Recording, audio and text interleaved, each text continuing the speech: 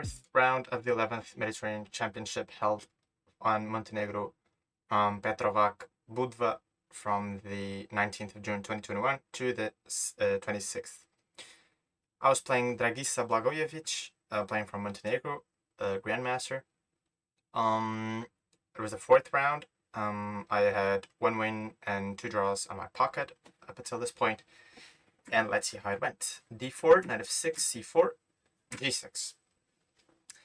Now, I usually mock King's Indian players a bit because I just really like the King's Indian from the white side.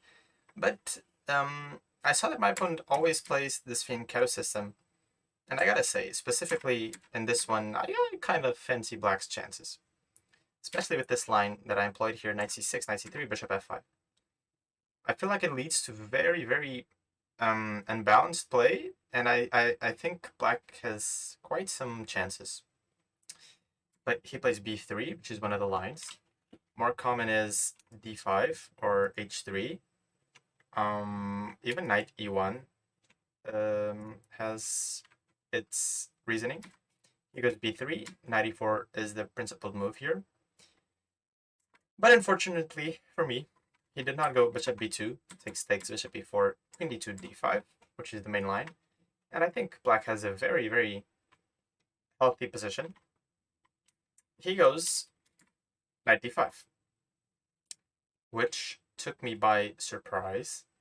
And not only surprised, but I almost pooped my pants during the game. Because this move looks extremely strong. He wants to go knight e3 and just take this bishop. And if he takes this bishop, I have huge problems because my light squares are very weak. And yeah, if I go e6 to at least like take with g-pawn, he goes g4 and the bishop is trapped. Now, this is the 9th move. I had 1 hour 33 at this point, and I thought until I had 59 minutes.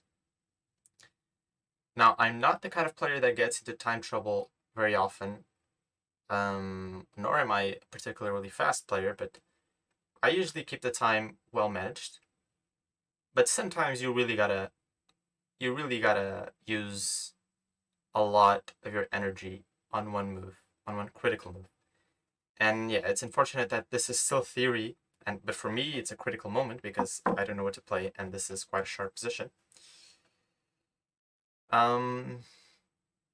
But yeah, sometimes you gotta do what you gotta do, and you gotta have faith that you can make up for the time that you spent.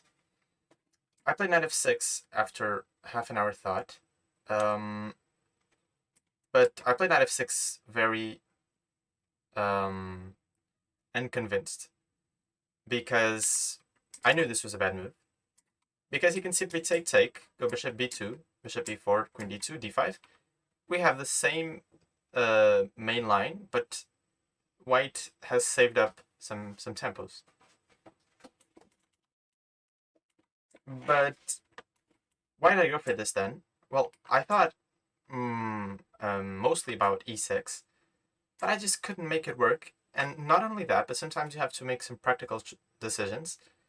And I thought, well, my opponent played knight d5 instantly. He surely is booked up against e6, right?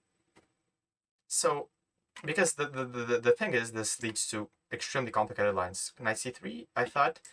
Queen d2, queen e1 is also a move which leads to some complications, but black is doing fine there. But again, that is not clear at all. There's this knight takes d4, and all of these sacrifices start to appear. If knight takes, there's a fork. So he takes, but the complications are not over because he takes. It goes bishop b2. Where does this knight go? And there's all these only moves here. Queen f6, which looks so artificial. e3, isn't the bishop just going to get trapped? Well, there's knight e2 check, which is kind of crazy. Takes, moves away, takes, and drops back. And the position is just completely equal. But is it easy to see all of this? No. And even if you saw all of this, my main problem was not with queen e1, it was with queen d2. And what do you do now? Knight e4. First of all, white can just repeat and make a draw. do I really want to draw in the 10th move? Like, I'm sort of fine with the draw against this guy, but I've drawn my previous 2 rounds against players like him. Maybe I can beat him. And also queen b2 is something you have to take into account. And now h5 to not get the bishop trapped with g4. Rook d1, a5, takes. Is this fine for me? I've given up the bishop here. It's really hard to foresee if you haven't seen this position before. With time, I can understand, and with no stress, I can understand that this is fine for black, but to find this over the board, and yeah. So that's why I roughly thought, well, let's just go knight f6.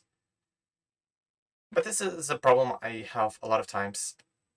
I take half an hour to, in the end, make a practical decision, right? If I'm going to make a move that I know is not the best one, but my reasoning is it's a practical move, he's off book now. If I'm going to make that move, why don't I just make it and spend 2 minutes on it? Or, okay, 10 minutes on it maybe, instead of a half an hour, right? Makes no sense. If you're going to spend half an hour, at least find some, some brilliancy, some brilliancy prize move. Okay, he goes bishop b2, I go e6, knight c3, and this part of the game is terrible, because I have to go back to e4, because I need to get my bishop here, right? It's not like this, because if I allow knight e1, I'm toast. He's going to go e4, maybe f4, maybe d5. My bishop is just going to be lost, so I have to go back to e4. e3, takes, bishop e4, queen e2, d5. And I've finally gotten the setup I wanted after 500 moves and a lot of time burned on the clock. At this point, I was probably 30 minutes below, maybe a bit more. Rook fd1, and white is slightly better. This is a good move. The point of this is revealed on the next move. I go a5. I think it's quite hard to find a plan here for black. I go a5. He goes bishop f1. This is a good move. Very typical. He wants to go knight d2. And where am I going to put this bishop? Maybe in my pocket, some would say. But that didn't seem so viable at the time. What do I do with this bishop? Knight d2 is a big threat. Knight d2, let's say a4, some move. Knight d2 comes. First of all, the threat is f3. Bishop c2, rook c1, traps the bishop. That's the first thing. Even if I make some breathing room for the bishop, he takes. He's got this beautiful central structure. He just goes bishop g2, threatens this one, f5, f3, and I'm toast. I'm 100% strategically busted here, right? Because he's got the bishop pair, he's got all the breaks. My king is my king is weak. I don't have any counterplay. This is terrible. So I played g5 here, and the story is much different. g5 is not particularly a move that I look back to with joy. I don't like making these moves around my king, but okay, it's not that bad at all. He goes knight e1. I go queen e7, connecting the rooks. Nice little move. He goes knight d3. I'm not so sure what he was trying to do here in a couple moves. I think he sort of lost the thread. F3 was interesting, and after bishop g6, to maybe try to do something with the pawns. I don't think it's necessarily easy position for white, but he, I believe, should gear up for e4. But not immediately. Definitely not immediately, because I trade, go rook a d8, and there's very strong play against this pawn. Knight c2, e5 is a good move, d5, knight d4. And his dark squares are really weak. Takes, queen e5, c5 is a good move here. Please don't oblige to everything r/anarchychess says blindly, because here he would be dropping a rook. So he has to go back, and rook e8, I'm going to win the pawn on e4. it's an equal position. But yeah, knight d3 doesn't make so much sense because I just go b6 here. I sort of reinforce the structure and I just prevent knight c5, which was his only point. He trades, which actually I didn't mark with inaccurate, but I believe it's a very simple inaccuracy. See, after he trades, every time you trade something, right, you have to ask yourself, am I gaining something with this trade? You shouldn't just try and just trade blindly. What did he gain with this? Okay, he gained a semi-open file, but look at all the freedom he gave me. Now 95 jumps are never possible because I'm controlling them too many times. My queen now has freedom, and it just gives me too much space. The move is just not, it's just not a good move. Because rook a to c1, which makes sense, but I go queen f6. Defending the knight, threatening bishop f3. And also, another point. By the way, 95 was a very interesting move here. Because after takes, in the game I thought I go queen f3, and I'm doing wonderfully here. Because I'm threatening mate, he has a trade. I'm threatening the rook, he moves, I go rook e8. And how do you defend this pawn, buddy? Well, actually, bishop g2 is an exceptionally strong move here. And I would have to trade. And now what?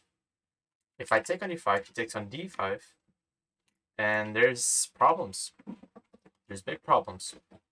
White is much better here. If I go c6, he goes f4. Big problems again. The structure is great for white. e5 was interesting, yeah. And, sorry, I would have to take, go queen e6. But this is still very dangerous. f3, bishop d6, f4. And the game would have been very sharp. I would have to come back to avoid bishop g2. He goes bishop d2 anyways, and now f5, I think is sort of an only move. And I tried to make this hold, and I think I sort of managed to do it, but I doubt there's I doubt there isn't something along the way for white here to gain a big advantage. This is a very, very sketchy position. But okay, he goes 91, which just doesn't make much sense. I went rook e8, a3 he played, queen d6, which was one of the points of also moving the queen here, is to go to d6 later, and when he goes a3 to attack this pawn. Queen b2, h5. My plan is simple. I'm gonna go h4, create threats on the king side where I'm quite aggressively posted, right? b4, and rook e6. This is a very, very interesting moment in the game. Rook e6 makes all the sense in the world. I'm defending the knight, and I'm gonna go rook h6 or rook f6. The rook is beautiful on the third rank. But, okay, also at this point, we were both quite low on the clock, but that's never an excuse I like to make because, well, it's a game, you know, if you just keep excusing yourself with the time you have, then you're not going to improve. There's a huge problem here for black, which is f3, bishop h7, e4. Crazy, crazy move. The point is that he just wants to go e5, maybe not f4, but e5, and get a huge clamp in the position, as you can see. And I cannot take, that's the problem, I cannot take because he goes d5. And, you know, who is going to save these two pieces? If he trades, and trades again, okay. You're not getting out of this pin, not a pin, sorry, this fork. I'll go rook h6, and after e5, queen d8, for example. Bishop b5, knight e7, take, bishop d2. White is much better. This bishop just died. This pawn is a huge thorn. This one is weak, this one is weak. All white's pieces are good. This knight is coming here. This looks awful for black. To my relief, he missed this f3-e4 idea, and he plays bishop b5. I go AB, AB, and h4. Now, bishop f8 I think was better, because it's quite hard to defend this pawn, and you'd probably have to give away this bishop, which is good for black, because this bishop is good at defending the king, because of the light squared weaknesses, and also because this knight is not such a great piece. I went h4, bishop d3. So you can see he goes knight e1 back to knight d3 back to e1. He goes bishop b5 back to d3. He's not very sure what he's doing. So that gives me a lot of momentum. I take. He takes fg. H takes g3 would be just a huge mistake here, because sorry, not that one, but rook h6, and there's just mate coming on the h file. Fg. This doesn't come without any problems. The big problem here is this e3 pawn, so that's why I took it with the rook. Now I go rook k to e8, which is an inaccurate move, I believe.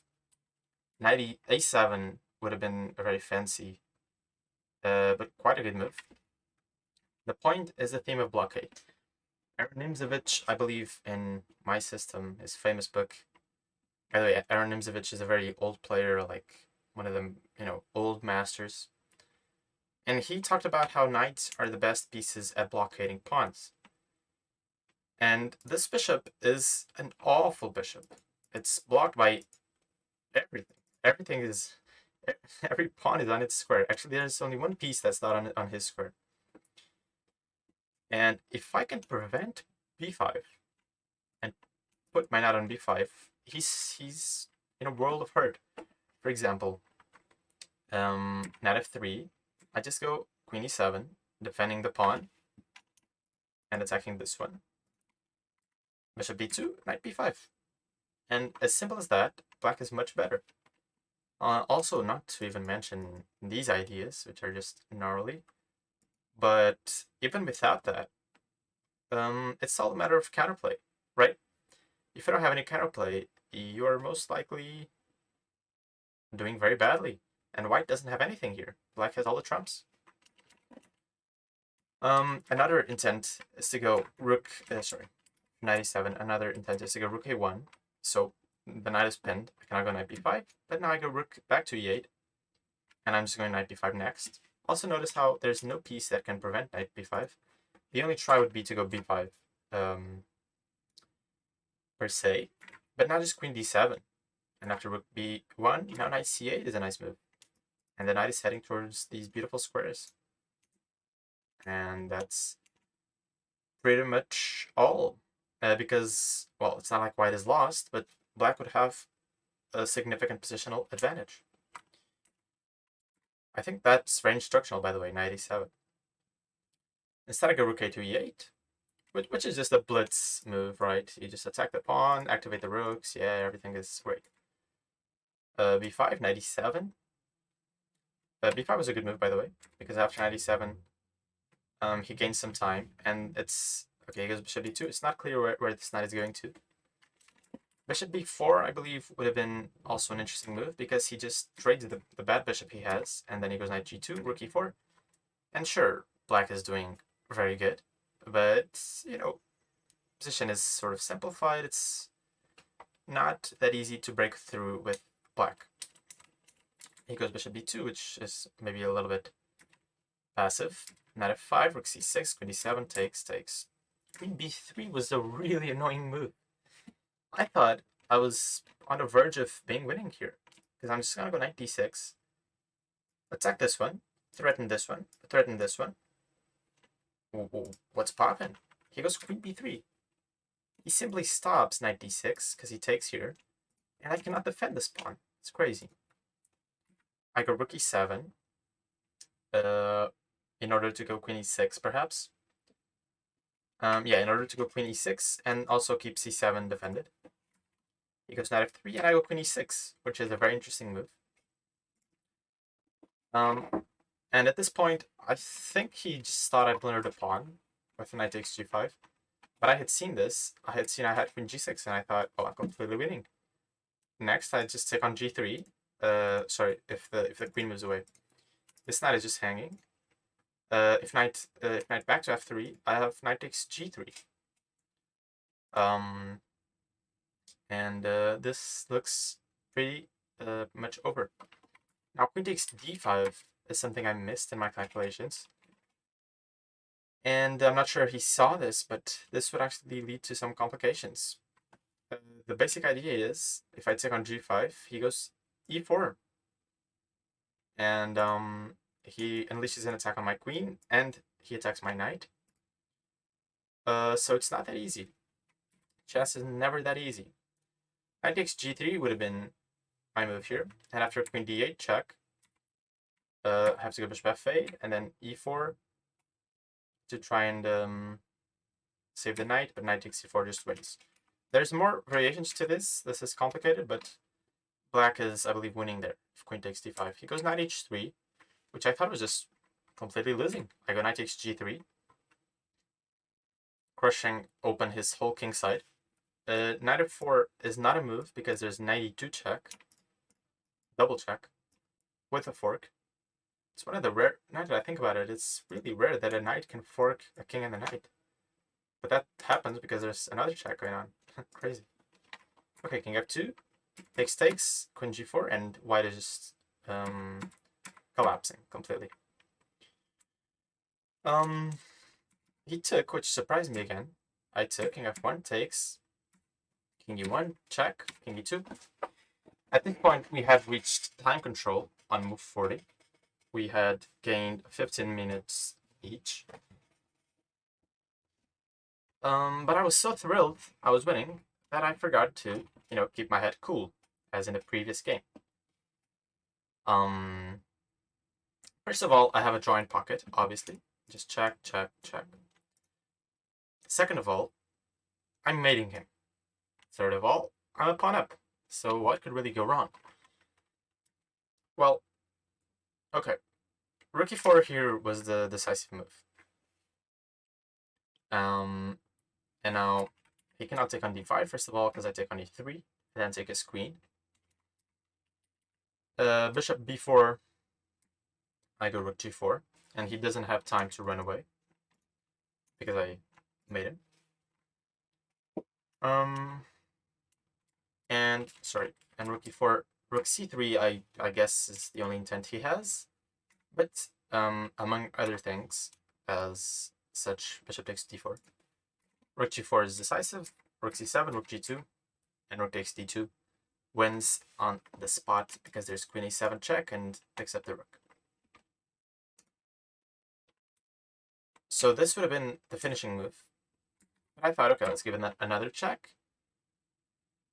And my sort of, well, let's just put it this way. My childish instincts of wanting to win a game against such a strong player just told me bishop f6, the game is over. Who is stopping bishop h4? I mean, this is cut, this is cut. It's completely over. And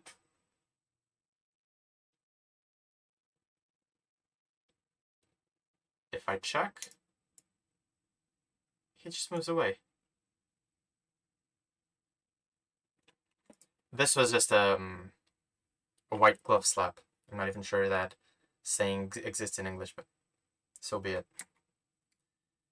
I completely had to reframe my mind here because I thought I was winning in two moves, and I was with rook e4 immediately.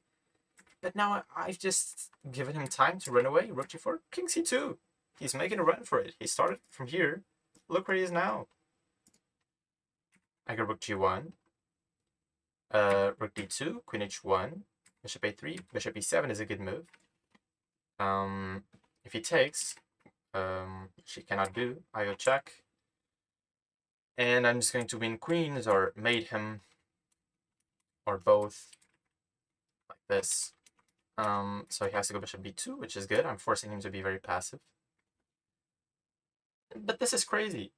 I seem to have a very strong attack, which is not true because I don't have enough pieces. I'm a pawn up, which I only realized on move 50. We're currently on move 48.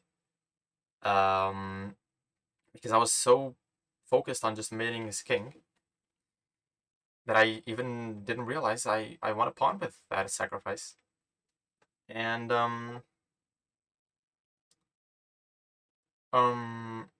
I I sort of lost a bit of focus here, and I was already in time trouble again. I had spent my 15 minutes trying to mate him. Queen d3, bishop g5, rook e2, and again, it's crazy because I'm a pawn up and all, and I have all the pressure in the world, but it's really hard to crack white's position. The endgames are not that simple. I played rook g2, which is just a mistake. But okay, in this case, I think it's actually quite hard to find a winning continuation for blacks. Excuse me, not here, because rook g3 is actually not that hard.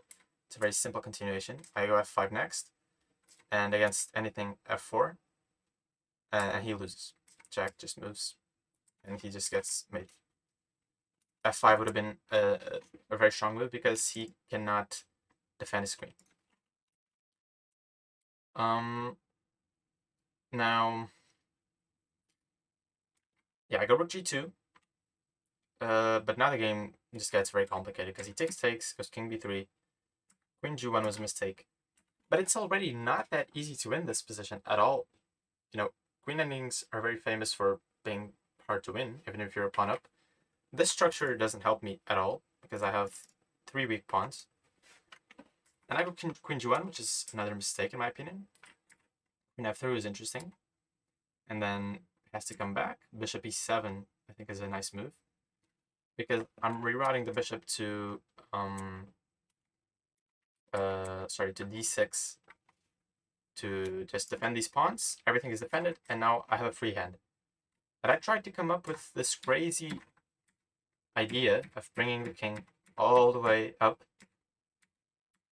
and around to try and go queen e2 check. It's a really remarkable idea. And the point of this is just to try and trade and get a winning bishop ending. This is only winning if the king is here, because it puts off white from defending this pawn. But I'm really not sure any of this is forced or winning. But it's a nice little steady idea. Back to the game. I went queen g1, forcing e4, takes, queen e3 check, and I thought this bishop ending, it must be winning. White has 2 very weak pawns. I have a passer. But you know, entering such endgames with no time on your clock can lead to misjudgments. I'm not sure I had any better chance at that point. Even with the queens on, it was not that easy to play quickly and gain some time. But as you can tell, this ending is a draw, and the problem is, first of all, I cannot get my king around because these pawns magically cut off my king from entering. d6 would have been the only entering point, but the only entry point, but he goes bishop e5, and there's nothing I can do. So eventually on move 72, I have to confine myself to a draw, which was not an easy thing to do. I went into my room very, very upset this day. I was so close, right? I was so close to the win, but I just let, again, my childish, immature instincts of wanting to win take over me and ended up drawing the game. So take away from this game, a lot of chess insights, opening, middle game, end game. But also, you have to force yourself to be cool even when you're winning. Even if you're winning against Carlsen, you have to force yourself to be cool and keep level-headed. So this was my 4th round game, and I'll see you soon with 5th round, guys. Peace out.